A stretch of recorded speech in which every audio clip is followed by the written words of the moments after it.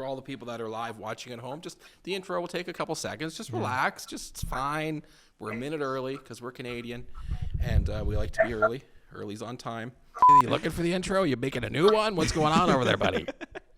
This is we're live here, friend. I mean, this is live television. We're going old school. You want to do claymation? I got some plasticine here. I could make us a new.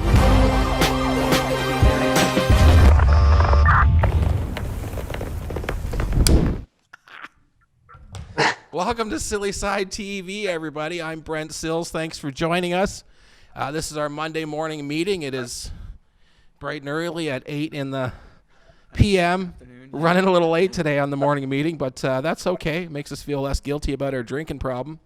I'm excited for our Monday morning meeting because on our newest segment, which is called, what's our new segment called again? Just checking in.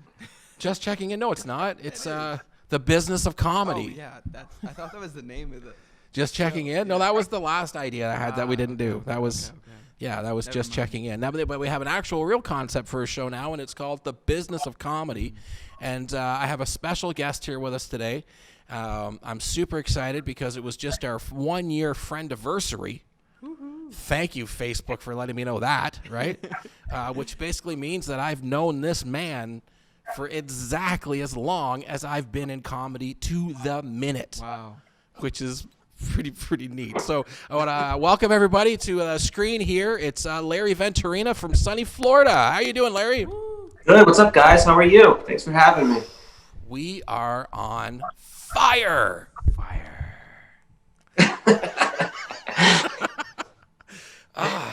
Man, I got this nice sweater on today. I'm trying to look handsome. Nice. Fishing for compliments. Didn't go anywhere. Looks terrific, Brent. Thanks. Looks great. Thanks, great. So, Larry, you've been sitting here with us for the last, 2 or 3 hours in our regular AGM meeting that we have every Monday. I know they call it an annual general meeting, but I like to call things fancy initials because it makes me feel important. So, our Monday AGM. So we've been covering things like social media. We've been covering things like content creation. We've been looking at what we have in our can, what's coming out in the next few weeks. And we have some questions that we're going to go through today with some of the people at home that asked questions over the last few days. And, man, I'm just so happy to see you. Yeah, man. 1 year ago. And if people don't know the backstory of that 1 year anniversary too, like the fact that you still got into comedy at the very minute that you did is insane. Like, I don't know why you would even go that route after how you got into it initially. It's nonsensical, Larry, but I think people should hear from your perspective as what happened at that first show, because it's a great example for everybody about how these things just happen. Yeah. So tell us about that fateful Sunday night. It's amazing. So a year ago, down here in Fort Myers at the Laugh-In Comedy Cafe, Dat Fan, a friend of both of ours, he was in town he comes to Fort Myers once or twice a year. We've been bringing him here the last few years, and it's been just an unbelievable weekend every time he's here. And so I feature for him every time he comes, and we have like these great shows and blah, blah, blah. So last time, a year ago, we had 6 shows, I believe it was. And 5 of them were unbelievable. So much fun. And then we get to the final show on Sunday, and you couldn't have dealt a worse show than that. It was so horrendously bad. The turnout was very low for some reason, but the people that were there, especially one group right in the front, were probably the worst human beings on the face of the earth. Oh, wow. And it was just unbelievable, talking over every single joke, just having full conversations at the table, yelling back at us when they didn't like a joke, or trying to relate to a joke while we're on stage. Oh no, that's happened to me before. Yeah. I don't give a fuck. Yeah. You know what I mean? Like, you know what I mean? And you couldn't get through anything. And so sitting in the crowd in the back corner was Brent. watching this disaster of a show, and then approaches Dat after the show, I believe, and starts talking about how you were interested in getting into stand-up comedy, even after seeing that disaster unfold in front of your eyes, that could happen at any time, on any night, in any club in the world, and still you went for it and basically made the arrangement to fly out to LA, study under the tutelage of Dat Fan for a couple of months, and you went for it. And so, I mean, seeing what could actually happen and still getting into it, I give you a lot of credit. And I feel bad. I mean, you paid money to get into that show. Holy God, that was so bad. It was unnerving. It was unnerving. It was like you couldn't look away because it was so horrific, and there was clearly some heavy narcotics involved. There was some family issues that they were trying to effectively work through during your show, right? Like years of issues of you slept with my husband, and I hate you now, and I wish you were never born. I mean, these were some of the things that we were hearing while you were trying to tell jokes. Yeah. It doesn't make for a good joke telling, believe it or not. Believe it or not, yeah. Believe it or not. And the rest of the crowd was pretty okay. Like, they understood, like actually there was a couple of people there that come every year to see our show. Yeah. And they just happened to make it to the last show of the weekend, and they understood, like, and they just couldn't. It was like such a train wreck, and the club ended up giving everyone free tickets to come back for another show. I didn't because of these people. For that one, by the way. So, laughing next time I'm in town, I expect a free ticket. Yeah. Yeah. Yeah, I didn't. They're under different ownership now. Yeah, Sorry. Yeah. So. The Floridians that were there got free tickets. Yeah, exactly. But wow, and that's a real killer though too, because it's almost better that a show like that happened like either earlier or like say like the first show or like the third show of the weekend, but for it to be the last show after like having such a high for the whole weekend and then ending on that note, it's just, man, you just wonder why you do this. And that was one of your worst whatever. Now it's a funny story. Was that one of your worst experiences in doing stand up that night? That was one of the worst. Yeah, absolutely. I mean, I mean, there's been a couple that have been pretty bad. That one, like, I consider myself a pretty professional person when we're at the club, at least. Yeah. But I ran out of that room screaming the C word, like a lot of different other words. I heard you. You were like, cat. I was like, no. What are you talking about? Carrots, broken carrots, fucking cauliflower, whatever it was. Yeah, I heard it, man. I was like, man.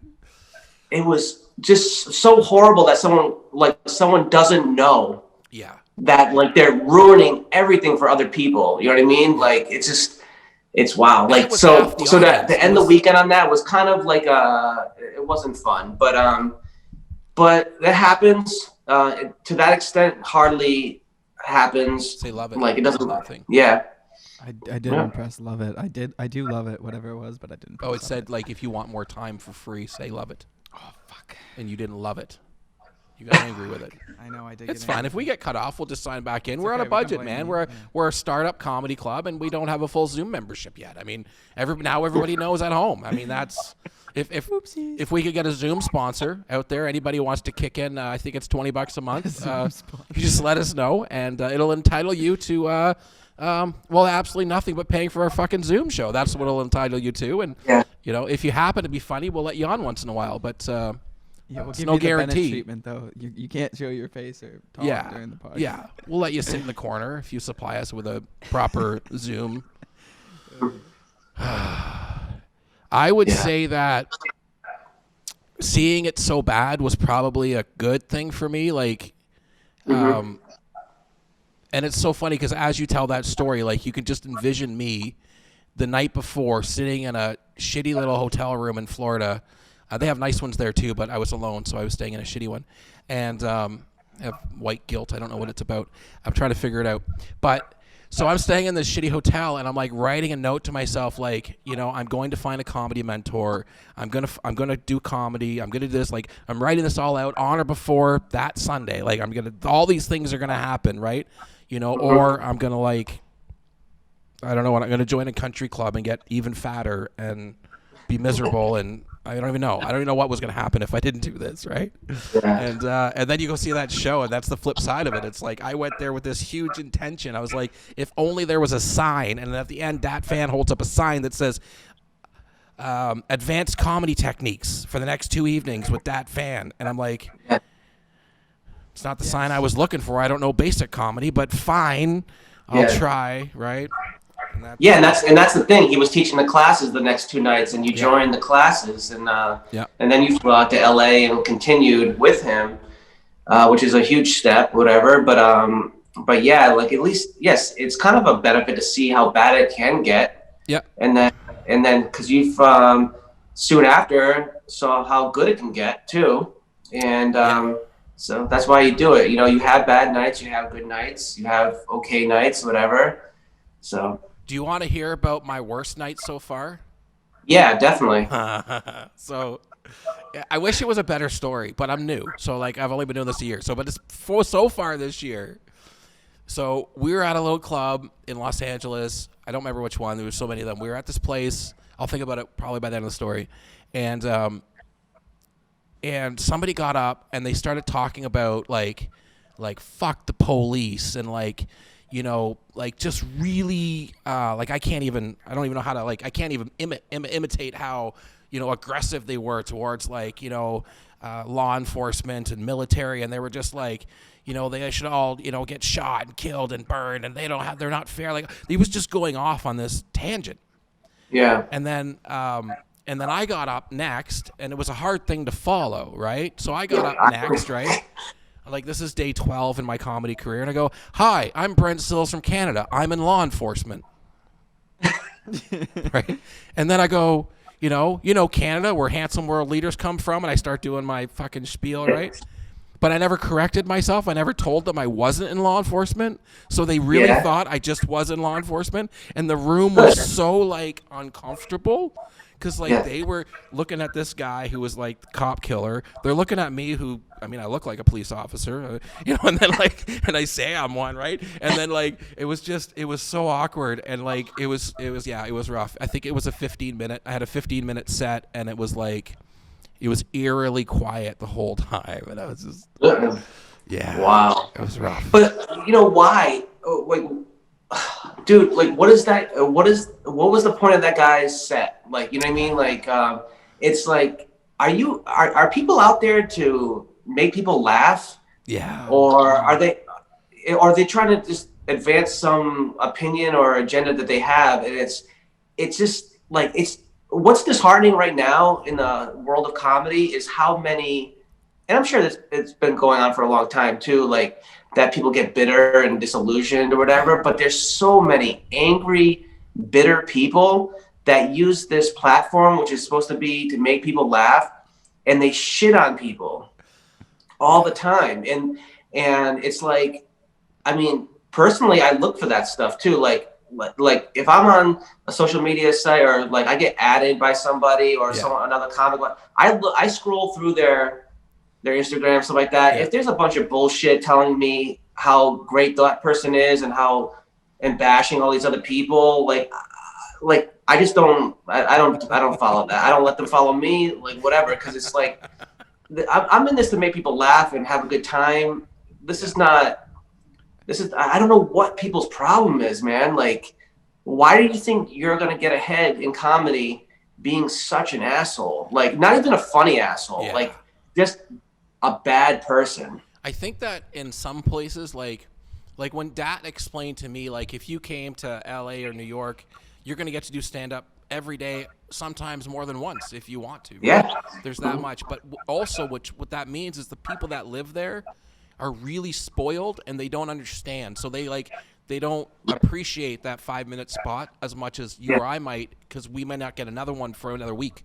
So we're not going to get up there and fucking jack off on stage and talk about some stupidness. We're going to, like, think about what we're we're gonna try, to make them laugh, right? So yeah. I mean, they would laugh if I was jacking off on stage too, but but that's like a whole other it's a different reason type of why. video. It's more like David, could you see if we have any questions? Yes, I can. Give me 1 second. All right, you look those up and show us how you can throw those on the screen in front of both of us to see. We'll work on that. David, I thought you had a neck tattoo, but then I realized it was a shadow. Oh, you do? Okay. Oh, I thought it was the shadow from the microphone. What is it? It's a real tattoo of a butterfly. Oh, that's beautiful. Thank you. But seriously, everybody's at home. It's a gangster butterfly. It is a super gangster butterfly. Yeah. I thought it was the shadow. Honestly, I'm sorry. I thought it was the shadow. It's okay. We have a question from Adam. He says, Larry, how long have you been doing stand-up for? How long was it before you were doing paid gigs? And as a stand-up comic, how are you adjusting to the coronavirus times? Are you doing Zoom comedy, or do you find it, and if so, do you find it harder or easier than regular comedy? Holy shit, let me take Jesus, it was like 9 questions. Come on, Adam. Like one question, man. Like I was supposed to unpack this. And David, you could have given us to it one at a time. Made it sound like we had 9 fans. Let's take it one instead at a time. of one guy with all the questions, right? Like you could have said this one's from Adam, and the next one's from Adam, and this one's from Adam or something. This one's from Eddie Murphy, right? Like you just don't know, right? Like, what was the first question? All right, I think I remember some of them. Let me think. So, how long have you been doing comedy? Yeah, back in September, it was my 6-year anniversary of doing stand-up. So I started a little later in my life, I guess, in my 30s, I guess. But and it was actually I started getting paid within a month or 2 of doing stand-up. What were you doing? And it was I just kind of networked with the right people locally. That were putting on comedy shows in different clubs, and I started getting paid to host and do other things. It wasn't a lot. I mean, just a couple $100,000 each show. No, I mean, no, it was but I started getting paid pretty quickly. And it kind of just snowballed from there. So basically they were paying me to host shows and do these other spots on shows pretty early. And so I was pretty lucky about that. And so what was the next question? The next question was, how long before you got paid? And then how are you adjusting to the pandemic? All right, well, so that's a good question. So, I live in Florida. I'm originally from Rhode Island, but I live in Florida. So here's the polar opposite. It's kind of like Rhode Island is like California, basically. But lucky to live in Florida right now, where my home club, the Laughing Comedy Cafe in Fort Myers, was the first club in America to reopen during this COVID pandemic. Because Florida's nothing really affects Florida. The pandemic, does that even affect? Do you guys have COVID in Florida? Yeah, no, I think we definitely do. I definitely do, but we're just way more open than a lot of places. And so when the restrictions were lifted a little bit, we started, going back to the comedy club, and I think this was back in July. We started doing shows again. Wow. I was on the first show. I did a guest spot on the first show of the first night that the club opened, and it went horribly, which was not good because I spent the months in the first few months of quarantine really taking that opportunity to work on a lot of new material and get ready, because when this opens, I'm gonna have a lot of new material. I have a vision of what I want it to be like, and stuff that I was already trying to transform into. And then I went up there, and some of the stuff just went over everyone's head, and I thought it was I was kind of disappointed because I was so happy. Yeah, I was so happy about this material, and a lot of it I actually still do. It actually works. That night didn't really work, so I had to learn what I needed to fix, what jokes probably didn't work or weren't going to work, and then just kind of hone the new ones. And so, we've been doing shows regularly since July. And we've had a couple of spots where people started getting scared a little bit more. So we've had shows get canceled. We've had things like that happen like months ago because people were afraid to get tickets. But now we're kind of almost back in full swing almost. Like the shows are starting to really fill up. That's crazy. I mean, but it's still affecting me because Saturday night I had 2 private shows that I was on that were both sold out, and they got canceled because somebody at the private place that we were doing the show got tested positive for COVID, so they canceled the whole night. And so that sucks because I mean I could have been doing shows at the club, I could have been doing other things, but it's okay. I mean, it happens, but so we are still getting affected once in a while by things like that. But the club, I'm lucky that my home club is the first one to open, and we've been having great shows, and you know, it's been kind of a lot of fun. So that's awesome. Did you say you guys were the first comedy club in the U.S. to reopen? Yeah, the first one to reopen. Yeah, the first one to reopen during the COVID pandemic. I have a question. How, especially for newer comics like me, how many times do you try a bit and you like before you like realize it's not good, or because you did some of that good stuff that first night and you're like, it just the energy wasn't right, it didn't work, but you know that stuff worked later. Yeah. So I did it. I would probably do it another couple of times, different crowds, different nights. Try to work on it a little bit beforehand though, and see, okay, if this didn't work, how was my delivery? What was I doing? Did I do anything wrong when I delivered it? Try to hone that. Try it again. And then, you know, after a couple of times, if it doesn't really work that well, I might not just get rid of it forever. Right. But I might, you know, put it on the back burner because then something might come up how to make it funnier, right, and to make it work later. So I try not to like just completely get rid of jokes.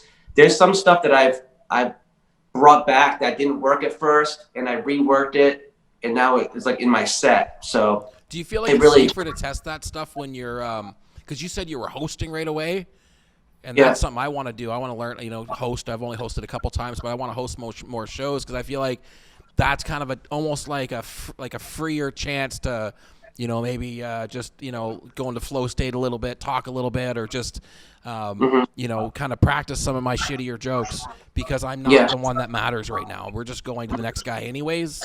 Yeah. I don't know if that makes sense. I don't know if that. Yeah. I mean, one of my comedy mentors, Frank Del Pizzo, he's from, he's a local guy now. And he encourages me to host as much as I can because it makes you a better headliner. Okay. Because it can be a tough spot, and you want and so like, you know, if you're not featuring that weekend or doing other spots, like try to get host spots. It makes you stronger. Another thing he taught me to do, and I try to do that like quite a bit, is I rework my sets all the time. Like even if I have my feature set is all of these jokes. Yeah. Maybe I'll add in some new ones if they're ready, but also I'll take like an ending and I'll open with the ending, and then the ending will be something else because I have multiple jokes, multiple things that can be closers, and that takes time obviously as well. But it makes you more diverse, I guess, and it can kind of make your set stronger if it doesn't matter where you are in the set. And you've seen my stand-up. I try to have it flow and tell a story, even like kind of flow one bit into the next.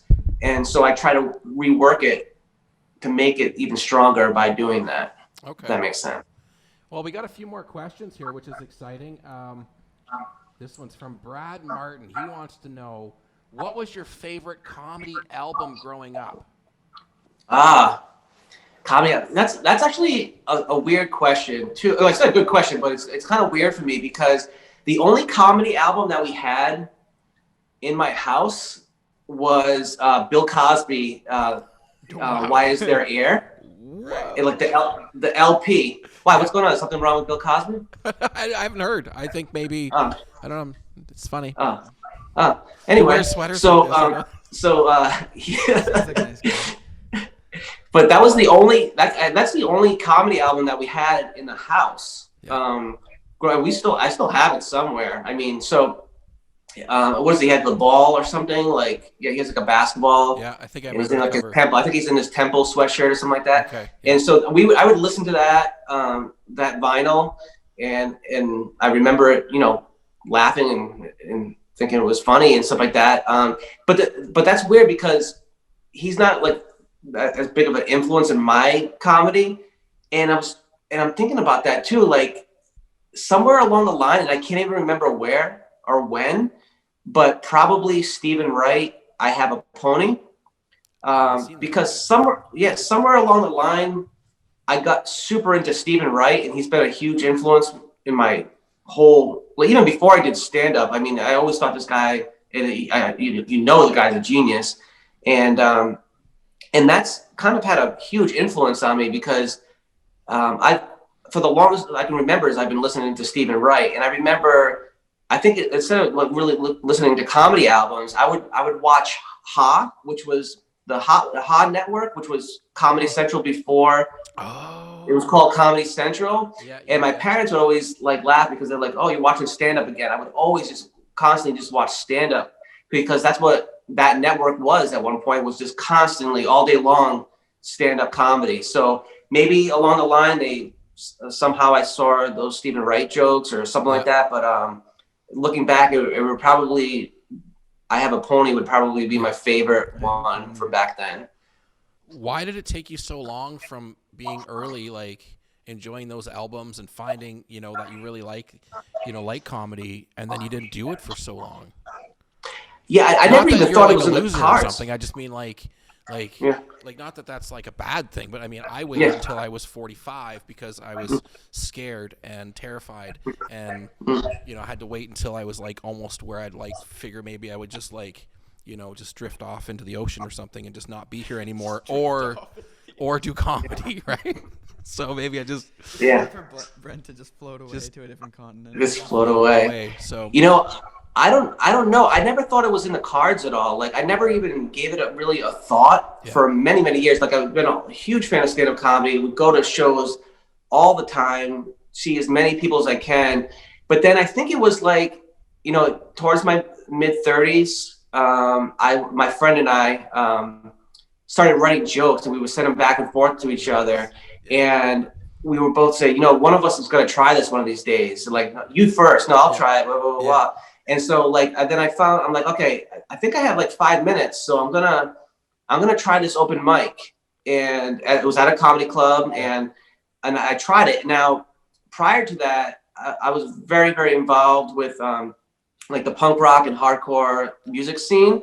And I used to sing for different punk rock bands. So I had already been on stage. I had already toured. I already like wrote music, like sang, like recorded music and did all these other things and played live and stuff like that. So being on stage wasn't an issue for me. Right. I was used to that. But when you're by yourself, I mean, it's a little bit different. But I wanted to like just come up with one little set. I'm like, I want to try it. If I bomb, or if it doesn't go well, I'm just never going to do it again. Yeah. But at least it's a kind of like a bucket list thing I can just like check off. Yep. And that first night, which is probably sometimes it can be a bad thing, but it actually went really well. Yeah. And in the crowd that night, the host was my now comedy mentor, Frank Del Pizzo, but also I had a couple people in the crowd, like my friend Brian Corian, and who owned a comedy club in Naples called the Old Naples Comedy Club. And he ended up owning Laugh-In a couple years later. But some of these people were in the audience, and like I linked with them, and they started putting me on shows. Yeah. And it kind of just snowballed from there because, the good thing about starting later is like I'm not here to dick around either. You know what I mean? Like I have kids, like I have I have a day job too still, but it was like, I'm not going to go up there to waste my time. Mm-hmm. And so when you go about it in a professional way, when you really work hard at doing it, I think people see that, and that you're not going to go up there and just waste everyone's time. So you try the best you can, and it kind of snowballs from there. But I really think that it was good starting later because now I had already been divorced. I had already been through life a little bit. Some good stories. I mean, no knock at anyone who starts it really early. The more the merrier. But sometimes I find that if you're a young comic, like you haven't really lived anymore, and the comedy crowd that's looking at you, they've already done all those things. Yeah. And how much can you relate to these people? I don't know. So I think I had some baggage that I can now that I can now give to the world in laughter, I guess. Well, it's funny because the guy that asked that question, I've met him, and he's a young comic. He's like 20, 21 years old. He's been doing it since he said 13. Since he was 13. Been doing it since he was 13. So I was like, you got like 7 years experience, and you're like a quarter of my age. So anyways, fuck that guy. Yeah. Another question here, actually, this is from Gretchen Beauchard, and she's a comic. She's actually down in Florida as well. So she says, as a booker, what's the absolute worst booking email you've ever gotten? Well, I'm not like I shouldn't be considered as like a full booker. Okay. I mean, I do produce and book shows from time to time. Yep. And the old ownership of Laugh-In, I would worked really closely with them to kind of bring in some different acts. Yep. Like Emo Phillips and Dat Fan. We brought Dat Fan and Henry Cho and Rondell Sheridan. Some of these comics, like I helped do the deals and get them to come to Laugh-In. And so what I was also doing at that time, and now what I'm also doing with the new ownership of Laugh-In, is from time to time I book a showcase called Laugh-In Lineup. Okay. And this is a spot where comics who want to feature or headline at the club will showcase on this show in hopes of getting paid weekend gigs. Oh, fantastic. So I will find and book that talent a lot. And again, sometimes when I do produce other shows elsewhere, it's the same thing. I'm looking for the worst email or worst submission I ever got was for that Laugh-In Lineup. I would put out like a post on Instagram or Facebook saying, Laugh-In Lineup is going to be on this date. Send in a 5-minute video. Yeah. Your name, where you're from, some blah blah blah, all that kind of stuff. Stuff that you shouldn't even have to say. Yeah. You know what I mean? Yeah. And so I would like for the first like 3 times I did this lineup, I would get the same comic would send me just a YouTube link to this horrible set where like you can't expect to be booked on a show. Like you can't even see you. Right. You can't hear anything on it. The video is like a minute or something like that. And it's like the worst possible video you could ever send to somebody. I'm not trying to be uppity or anything like that. It's just like not the quality to try to win somebody over. And I don't even know who you are. You didn't say your name, nothing. And it's like, what am I supposed to do with that? And it's like, you kind of feel bad a little bit, but at the same time, like, I don't know.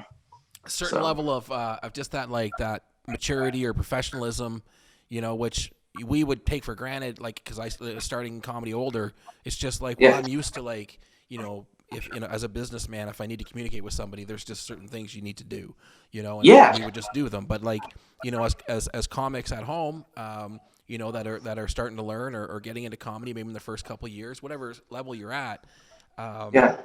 From what I hear from Larry, I mean, one of the number one things is professionalism. It's a funny business, but be professional about those things. I would say that because that's what further to Gretchen's question was is it the style of the comic more, or is it the reputation or the professionalism? But it sounds like it's a lot of it's the professionalism of it, or just like making an effort. But I wouldn't say necessarily the style, because my comedy is not for everybody. Your comedy might not, this person, but you can tell when somebody's good or doing or knows what they're doing. You know what I mean? So even if you don't like a prop comic or something like that, it doesn't mean they're not good at what they're doing. And I think the biggest thing too is almost like, besides the professionalism, like making sure that this person like kind of has a reputation of, okay, they come on time. They they're gonna do a set like that is professional. They're gonna do their time, things like that. for different showcases, stuff like that. I'm like, I tell people, you know, we probably don't want you just to swear constantly and stuff like that. It's kind of garbage anyway. If you just like every other word is the F word or something, but like, just being professional, making an effort, having material, and also that you promote yourself too, and that you're making an effort to get yourself out there. I think that's really important. And one of my pet peeves comes from all this is when people lie or misrepresent themselves or where they are sometimes. And so you get those emails like, oh, I'm ready to do this at this club, and they come and they're not ready. And it actually hurts them. So yeah, it hurts them big time. I can imagine. You're not going to give them a second chance. You know, if I tell you I can feature and I show up and I can only do 9 minutes, and you need 15 to get the whatever's happening in your night going, you know, and I don't give it to you, that's not a good look, right? That's for sure. That's for sure. Yeah, I want to talk to you about TikTok and social media a little bit.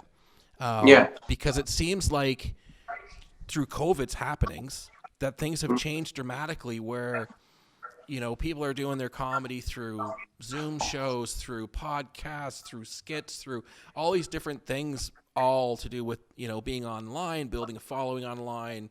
You know, I can, you know, even just with my 8 followers that I have, if I have like a video gets 300 views or something, that's way more than the 20 people that were going to show up in this little room I'm working, right? So like how important or do you think that like people are getting too much credit where maybe they're not a funny stand-up comedian, but they got, you know, 9,000 Instagram followers. So they're like, you know, they're getting booked and stuff like that. Yeah. Well, there's a lot of good points that you just already made in there. Just to hit the last one first, there's so many YouTubers and podcast people that get into stand-up because they have this huge following and can sell out comedy clubs like that because people want to see them, but they don't know how to do stand-up. So they're doing these shows, and like, you know, I know people that open for some of these people sometimes, and it's like the club will ask them, hey, can you do more time in front of him tomorrow night because he can't finish his time. Right. Like, and it's just so weird. The whole social media thing, especially during this, you know, obviously we're getting more into it because of COVID and all that other stuff. But like it's weird. We're all down this rabbit hole now of social media, and it's almost like we're trapped now. It's so relying on it for real. And so that's kind of like one of my new projects that I've been working on recently is to kind of almost get away from social media, because social media has us all by the balls too. Like it's all pay to play. Yeah. You know what I mean? Like I used to, if you put an ad or you put like something on Facebook, my shows are coming up, or you do a meme or you do whatever, it might get a bunch of views. Hopefully people share it or something like that. But if you want to get exposure on all those things, you have to pay. Yeah. And these people are controlling all this stuff. They're telling people what they want people to see, who should see it, and all this other stuff. And like, what are we going to be like? Just their little puppets doing whatever they want and then paying them money every month, or for an ad to get more exposure for a thing. So it's very difficult. You know, social media has been a very big component to all this stuff, branding, to get your name out there, but it's almost like they realize that and they squash it. Right. So next month will be the year anniversary of my biggest TikTok video. Okay. Which is like my kids and their friends make fun of me. Like some old dude creepy dude on TikTok, whatever. But this video it has 9.9 million views. Wow. Okay. And it got that. So it got 9.8 million views in 2 days. No fucking way. Absolutely telling you the truth. Now it's up to 9.9 million. It has 1.9 million likes on it.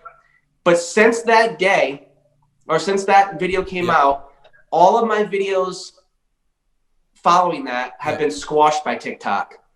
Like where I have not even come close to any type of success on any of the videos. Right. And before that video, I was not every video, but I had multiple videos from 10 to 700,000 views on all of them.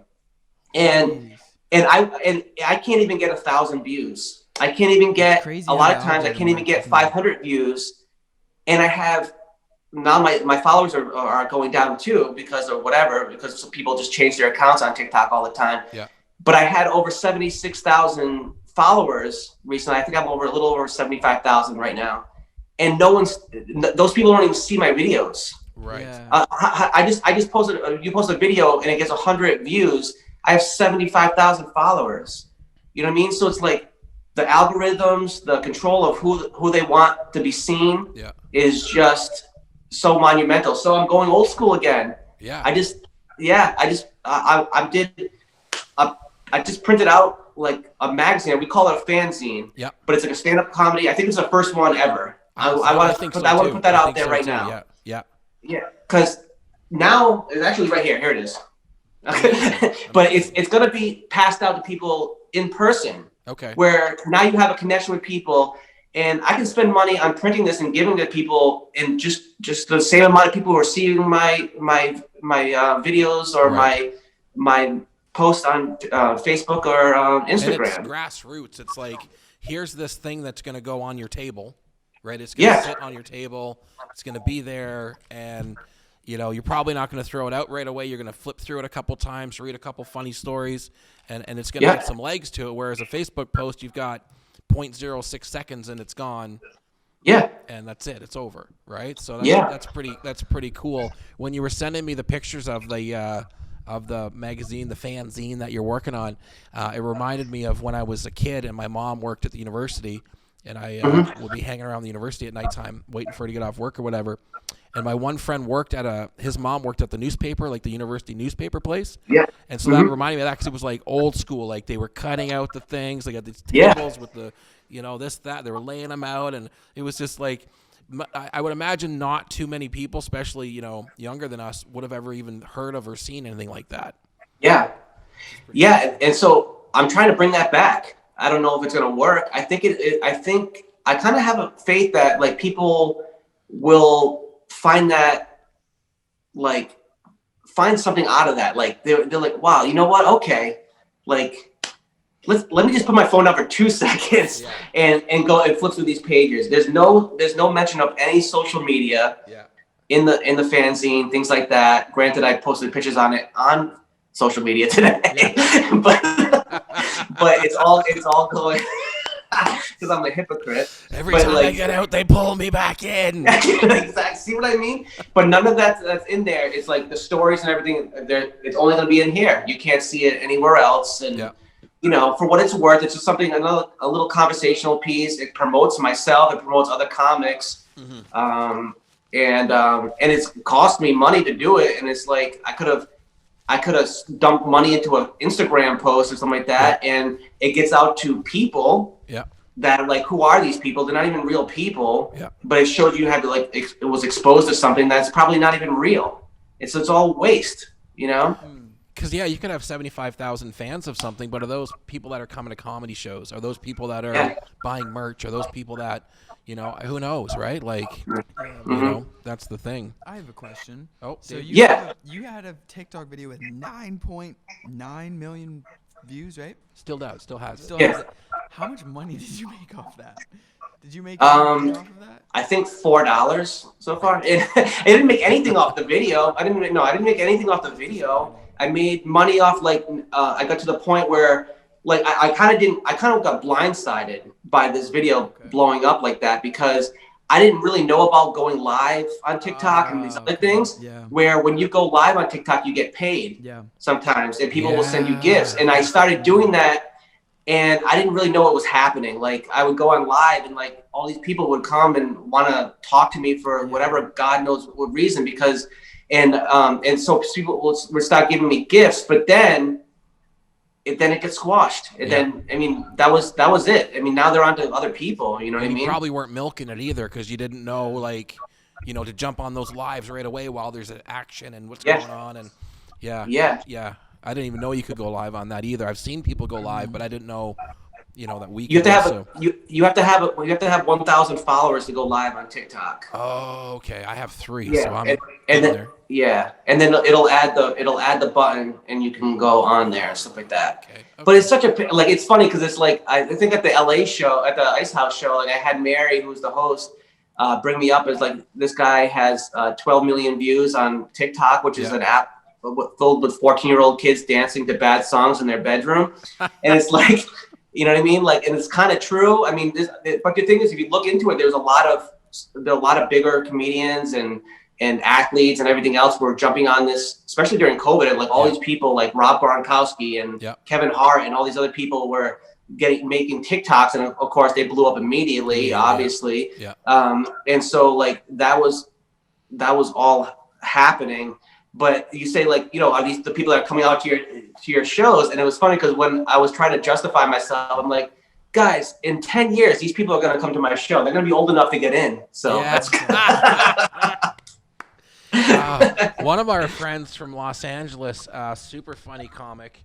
Nishi Asel. I don't know if you remember meeting Nishi. One of my favorites. She's fucking gorgeous. She's one of my favorites. She's super nice. I really like her. They just had a baby. Her and her hubby just had a baby. They announced that publicly the other day, so I can talk about it. She has some questions here. She would like to know, what type of an undergraduate degree did you get to become a paid comedian? Well, I got a bachelor in stand-up comedy. That's like no. Yeah, obviously, dude, I don't know. Like, I have a bachelor's in social work. I'm a social worker. I've been a social worker for 20 years. That helps. If anything, that is what? What'd you say? That helps. That helps a lot. Definitely helps. It helps big time. Look at the material. Yeah. The material that I've gathered and the shit that I've seen through 20 years is what built from my first set. You know what I mean? Like just the stuff. Like the thing is, like, sometimes, like if I push the envelope and go over the top with some of the jokes, it's funny because people will moan and groan. But behind the scenes of my brain, I actually made it less terrifying than what I've actually seen. Yeah. Because I don't even think people could handle some of the shit. Can't handle the truth. That, it's like. You talk about like you make a molestation joke or something, whatever, and I'm like, I make it less molestation-y. Yeah. Dial down the molestation. Dial it down. Yeah. Because it would be almost unbelievable. Yeah. For somebody who's not in the field to like know that this happens sometimes. So like, but that actually, I think that life experience and that seeing that kind of helped me build my stand-up, my humor, like, so based on all the stuff that I grew up listening to and those comedy influences like the Kids in the Hall and Stephen Wright and Emo Phillips and stuff like that, like that warped my brain as well as my social work career. And so that's where a lot of my humor comes from. So I think that's pretty much like, that's a lot for a lot of people. It's, unless you're really developing some strange character that you're basing on something else, it's like, it's each person's individual perspective on the things they've lived through, and then you try to bring it to light on stage in front of people and make it funny. More funny than that is Nishi wants to know, how do you manage to do stand-up with a hat on? how do you manage not to do stand-up without one on? I don't understand it. Actually, the first show I ever did, I didn't have it on. Because I didn't know I was ever going to do this. I didn't know really. But it's actually a service to all the people that come out to the shows. So instead of the light glaring off my bald head and blinding them, I wear a cap. And so I think I actually should be honored for this. I don't think it should be a snide comment, because I'm actually helping the audience enjoy the show better by not being blinded by the light. But it's actually, I wear this hat. It's weird. It's like, it's kind of an homage to my grandfather. Golfer. You're like a what? golfer hat. Maybe you're like a golfer, like a golfing hat. Yeah, I never used to wear hats like this before I did comedy, but for some reason, like I kind of, for some reason, felt that I had to like honor my grandfather. Yeah, what? Like you need to wear like a he cardigan. Used to always wear that. Yeah. What? You could wear a cardigan, like a nice cardigan sweater, maybe like a pullover. Bennett would look nice with that hat. I'm glad that you don't wear like a lot of the guys our age wear like those they wear like those rapper hats, the snapbacks and the big I mean that's cool if you're like 17 or something, but like you see guys our age wearing them, you're kind of like, ooh, what's going on there, buddy? Yeah. We have a question. I got this new outfit the other day. I got this new outfit. I ordered these sweatpants and they're like camo. Yeah. And then I poured this outfit out and so the new thing that kids say is it looks drippy. David, you know what I'm talking about, right? Yeah, I know what you're talking about. Drippy. Yeah, it's like a yeast infection, like a. Not anymore. It's a whole new thing. So it's drippy. So so it's my kids and their friends would be like, damn, you got the drip or whatever. That looks drippy or whatever. So I actually went to the club with the drip. Yeah. And I got on stage. I usually look a different way, with the sports jacket and all this other stuff. But I kind of went up there and I almost looked kind of urban. Yeah. And it didn't go well that night either. It's almost like it wasn't really believable. I didn't know I was going on stage. First of all, don't go on stage with sweatpants. I did. Yeah. I was doing a rule there set somewhere. Yeah. Yeah. So, but it was like, who is this old dude that thinks he's has the drip? Yeah. Which I should have the other drip. The drip. I think every generation, I think if you asked Vietnam vets what the drip is, they'd probably say it has something to do with you need penicillin. They would be like, that's the drip in that year. And now it's fancy pants. Now it's the drippy pants, I guess. Or is it the whole outfit or just the pants? What's the drippy? It's like the whole outfit. The whole outfit's drippy. Fucking look at him, he's cracking up. He's like, this is the lamest conversation ever. Yeah. It could be your sweatpants could be drippy, your sweater, your hair, your jewelry, your car, your tattoo, anything. Right. It's just your whole aesthetic.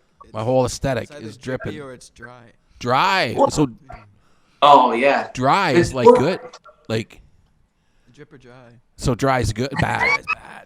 So I'm a bit dry. Is what you're saying. Well, David, if I either look drippy or you want me to look like some just middle-aged dad. You know what I mean? Come on, I have a reputation. I think that's what we describe as dry.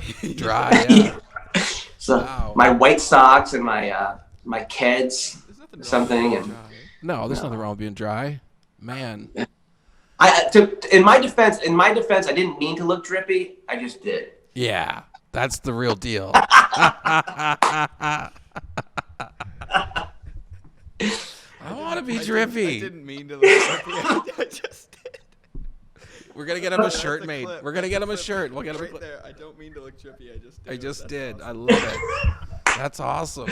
I mean, you do a podcast for 3 or 4 hours, you get one good clip. I mean, this is how we roll. And you got like a magic cup. You just pull it out of nowhere. It's like, there it is. Yeah. I love it. Yeah. Dripping. It's fun having these young kids around. It keeps me feeling fresh and young and drippy. In Canada, we don't call it drippy. We call it moisty. It's moist. Everything up here is moist. It's not quite as wet as down there. It's just moist. Yeah. I'm in Florida where there's a lot of humidity, so there's a lot of drip going on. But if I start looking too drippy, I'm gonna get the real drip. Yeah. Yeah. Well, let's see here. Anybody else? What's anybody else here talking to here? I mean, this is a little random, but this gentleman wants to know, as we both age. Thanks, Brandon. As we both age, do you trust farts less and less? I think he said facts, not farts. Farts. It says farts. It says, do you trust farts less and less? Oh. Is this like from an elementary school question or something, or? I attract fans of all different levels of society. Has something to do with my pooper humor, my dry humor. Oh God. Man, David's not gonna like this part. Talking about drippy, these young kids are not gonna like what I have to say. It's not that I don't trust farts. I think I have a handle on my farts still. The re-wipes. Wow, that came out of left field, huh? No worries. As you get older. Yeah, you don't expect that. You're like, it was clean a minute ago. Now it's not. What happened? I didn't. Yeah. I don't understand. I got to get one of those Definitely not drippy. those tushy-washy machines that you see now on everybody's getting. All the rich people get these. They used to be called bidets, right? Oh, But now Yeah. they're like you strap them into your. there's ones you can in Japan. They have toilets that just like have a built-in bidet. That Well, just you can buy those it's like now. a They can pressure buy washer these. in your toilet. I don't know whatever they're called, the muffler squirter, whatever it's called. You can buy those, and then apparently you use more water, which is Yeah. bad for the environment, obviously, and you use less paper, so which is also bad for the environment. So it's hard to say. But it's weird. Like that blindsided me. Like I don't know when it really started. I can't like try to pinpoint it. But that's something that like your dad doesn't sit you down when you're a kid and say, you know, when you're this age, you're gonna start rewiping a lot. Yeah, You know what I mean? Like it's gonna be extra. so, David, get ready. Hang in there, David, David. You're hang gonna in there, be buddy. doing There's this. extra things. Yeah, I might have to start triple wiping. I already have to Triple wiping. Yeah, it's a whole new version of the drip. Oh, that's horrible. That's horrible. Thank you for that question, Brandon. Yeah, that was delightful. That was delightful. Yeah, I think I'm older than you, Larry. I think I'm a little older than you. So I'm going to say that I think as you get older, it's good just to trust less and less about everything. Yeah. In general, just everything. Oh wow, I have something I have to read out. We have a comment from We have a live comment coming through. from Adam. He says that he tried to fart in grade school during silent reading. No sound came out, so he stuck his hands down his pants, Ugh. and they were covered in shit. Oh, why would you read And this to us? He never told a soul, or his Oh. friend never told a soul. His he friend- he also has a question for us. I don't know if I can handle a question from this guy. I don't- David, you interrupted that like it was breaking news. Like you interrupted. Wait a second, we have a comment from Adam. Just in. To be honest, it was breaking In news. real time, buddy. Ass breaking news. As breaking news. He also asks, Larry, is it hard as a comic? I guess Brent too, but you don't really care about this kind of stuff. So he says, is it hard as a comic to use social media with all their censorship? Which we don't. Yeah, I really mean, use I censorship. think I alluded to that earlier. Like, Yeah. man, we're like shame on like 95% of comedians and musicians right now. Like, are you fucking kidding me? Including us. The amount of censorship that you want in this world right now. Like, what the fuck, dude? Like, it's unbelievable. Like, you realize everyone is going to be in trouble for everything at some point. Like, what are you doing? Why is everyone so uptight? And it's not. There's so many people uptight about stuff that doesn't even affect them. Yes. They're uptight for other people that don't care sometimes. That aren't You know what I mean? Like, either. Yeah. it's asinine. You know what I mean? Like, and so that's again, nobody's gonna tell me what to put in my little fanzine. Yeah. No, I mean, as long if Kinko's stops me from coming in there and making copies, Right. then because they found out that I put something politically incorrect in my thing, Something then homoerotic then or I just something. I just don't know what to do anymore. Yeah. But that's where we're going. Like, these people want this. Homoerotic. Like, they're so into limiting people's speech I think about it's just everything. Everything is hate. Everything is hate. Everything is offensive to everybody. Whatever, dude. Like, and you have comedians and musicians, and you watch some of these comedians. You like, I don't mean to shit on anyone. I'm not gonna name any names. Yeah, and like yeah, but I stuff. know Like, exactly I've where seen you're other going. show. I've seen other shows too, where like, if you bring up, like say a race joke, Yeah. or something about gender or something like that, the I don't even care to say the word. The intro to that or to that setup is I can say this. My best friend is this, Yeah. and then they say the joke. What are you serious? Like, Yeah. I mean, come on. I mean,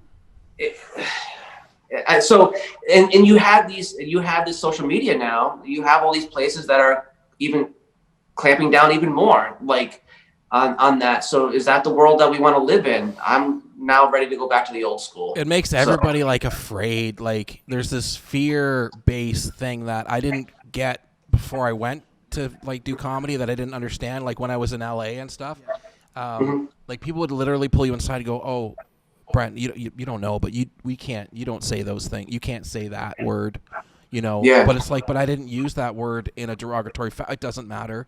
It's just not acceptable. And you're like, okay, that's, all right then. Like, it's just weird, right? Like, and I'm not like trying to censor myself. I'm not trying to do that. But then people put these limitations on you, or this expectation, like, well, if you're not a fat gay lesbian, then you can't talk about fat gay lesbians. And I'm like, well, I mean, that's all of my jokes. Yeah. So, well, fuck. I'm gonna talk about whatever I want to talk about at any time, and whatever. I mean, I'm not gonna have another human being tell me what I can't say on stage or whatever about that, and I really don't care. I mean, I've talked about different things on stage where people actually came up to me after the show and said, "Thank you for mentioning us." I'm not even going to say what what group it was or whatever it was. Thank you for mentioning us, because nobody talks or references us anymore because they're too scared. Right. And it's like we're forgotten. Yeah. Now, if I'm not saying they're jokes, people don't understand. Like, hatred is based on hate. Like, you want to hurt or kill somebody, or you don't want them around because of who they are. Like, hatred. Yeah. This is a joke. It's a joke. Yeah. It's to show that the hatred's wrong. It's to show that it's silly and like it's ridiculous, right? Like, absolutely. Yeah, and I like that I like the silliness of humor. I like it when things are nonsensical and and just playful and joyful, and it can be a dark subject, doesn't matter, but there's a way of doing it that's like fun. And then there's a way to do it that's like, you're a douche, and maybe that guy should be censored. Yeah. No, Wait, no. No, he shouldn't. Because if we didn't have bad comics, then the good ones wouldn't look good. Yeah, exactly. We need them. So I'm doing you guys a service. So you're welcome for putting my bad comedy. And if you have no material and you're going out there just to be shocking and saying whatever, you're not going to get booked, and whatever. But if you're working hard at your craft and you're trying to write things and you have something to say, and for somebody to take offense at every little thing and be nitpicking is just unbelievable. Remember Sticks and Stones? Like, I don't know. I think that happens more now too, because we're posting a lot more of our material, or everybody is posting a lot more of their material, where people can put eyeballs on it that aren't your audience. Yeah. Necessarily, right? If somebody comes to see the Larry Venturino show at the Laugh-In Comedy Cafe in Florida, in Fort Myers, Florida, that person going to see you there, they're going to see Larry. They know what they're even if they don't know you, but they do. They know you. They're going to see you. They're going to comedy club to laugh, to have a good time. That's what they're going for. So the majority of the customers there, are there for that reason. So they're in the right headspace. Except that crazy Sunday we did together. But when I first met you, other than those ladies, they weren't in the right headspace. But when you're in the right headspace, it's good for everybody. It's good for the audience. They have a good time. That's why you're spending the $20 to go out or whatever it is, is to enjoy it. But then when you post your stuff on the internet and then, people are watching or whatever, they catch it, a little bit of it, it's easy to hate, and it's easy to instead of going, oh my God, you worked on that for 6 months, tried really hard, put your heart and soul into it. It cost you thousands and thousands of dollars. Oh my goodness, you suck. You're a fucking horrible person. You're like, oh, thanks. Yeah. Thanks. But but honestly, I don't care what those people think. Their life is so horrible anyway. Yeah. People that are like that. And you know what? The unfortunate thing is, you do see it in the club sometimes, that people go there like, oh my God, he can't say that. Dude, you're in the wrong place. Yeah. Now, that being said, there are things that I refuse to talk about. Yeah. There's a couple things I don't write any jokes about, because personally, I just don't want to. Okay, it's just something that I personally. But if I wanted to, I would say them. Yeah. And we've had comics come up to us. I had a comic come up to me and tell me that I shouldn't be doing a joke because someone next to them was affected by something I was talking about. What? Yeah. So every single thing I talk about someone can relate to, most likely. And who's to say that I wasn't deeply affected by this and turned it into a joke to kind of just like, voice what I wanted to say. And for another comic to tell another comic, don't do this joke or something like that, or don't talk about that, man, don't put me on shows with those people. But then you don't have to do those, like, do you know what I mean? Like, there's topics, I'm sure, in my mind, too, that seem out of bounds for me. Because that's for me. But I don't have to do those out-of-bound things to prove a point. I don't have to get up and just to be shockingly and, like, say some, like, ridiculously racist things because it'll sound funny coming from a middle-aged rich white man. Yeah. No, racist stuff sounds worse. Sounds racist. It sounds racist, yeah. And it sounds worse coming from me. I mean, my goodness. Oh.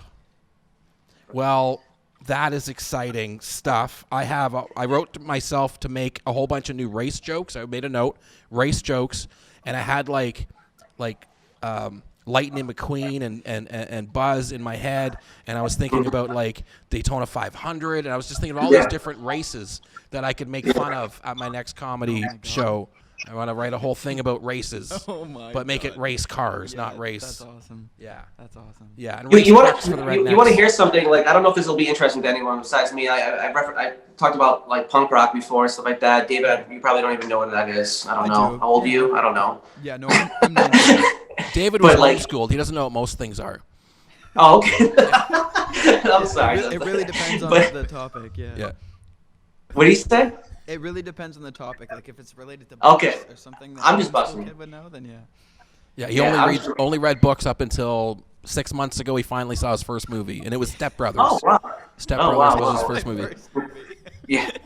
And it was highly edited because of all the bad things in it. Okay, so but like I was kind of like revisiting some older bands that I used to listen to. Yeah.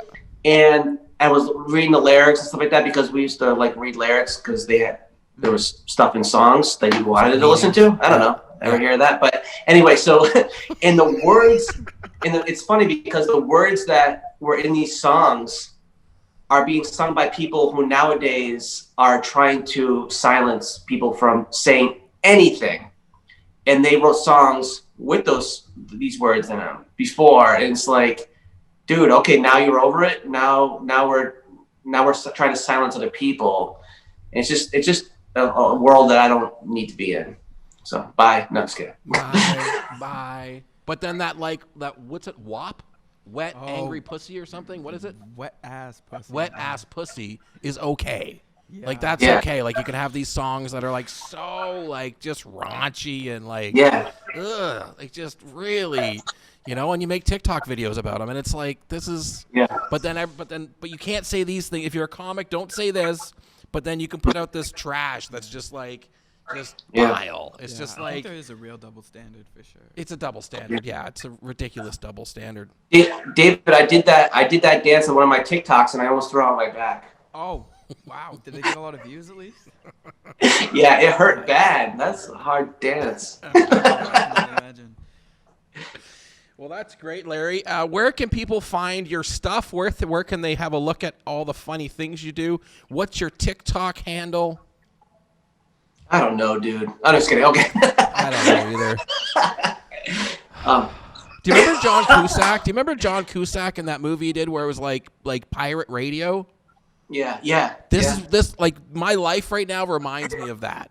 Right? Yeah. Like we're on lockdown. Like we're like if people see the lights on in here, police will show up. Like we are on lockdown. Yeah. And we're not allowed to social anything, all this sort of stuff, right? So we have our own bubble. David's moved in here, so it's like we're all in the same building, so we can do these shows. Because, I can't operate a computer, obviously. So, like... Anyways, it reminds me of that. I thought you were a bigger John Cusack fan than you are. I apologize for bringing it up. Maybe I do like John Cusack. I do like John Cusack's movies. Yeah. I actually like Joan Cusack more, maybe. Joan, his sister. Damn. Yeah. They did a movie together called Grosse Point Blank. Yeah. I like that movie. Yeah, it's a good movie. There was something else. I don't know. Whatever. See, this is my favorite part of the show because this is when, when you're talking to somebody, like you're talking to your friend and you're like super excited to talk to your friend, and then like you're about to hang up, it's coming to a close, like you just feel it. It's just like, we're going to wrap things up soon. It's been an hour, like we're going to wrap it up. But then it's like every time I want to like, so where do you find Larry on this one? But I don't want to like bring up other topics. I just want to like... It's always Joan Cusack for some reason. And it's Joan Cusack, and it's that I like that because in that movie there was a Canadian guy and they shot at each other and his house was turned into a 7-Eleven. Oh. If you've seen it before at home, you know what I'm talking about. If not, it's fine. I just ramble. But to answer your question, as we draw to a close, all my social media stuff is at Larry Venturino. So while it's still there, but I would like you to go out and see shows and try to look for new comics that are performing, hopefully near you soon, and hopefully I will be as well. But I have a couple shows coming up. I'm gonna be at Laughing Comedy Cafe a few times this month. Amazing. On my website, LarryVenturino.com. I'll be in Punta Gorda, Florida, on another show, and I have some stuff coming up, so you can see on my website. I'm still kind of adding stuff for the year. Amazing. Yeah. Right now. But let's try not to be so reliant sometimes, and go out and find some new comics and enjoy yourself. And Yep. I can't wait to come down and see you again in Florida when that happens. Yeah. At some point, open invitation, not just because we're in front of the 9 followers that we have on YouTube right now, but there's 8 billion people on the planet that I'm also speaking in front of. Please come up to Canada and see us when it's allowed.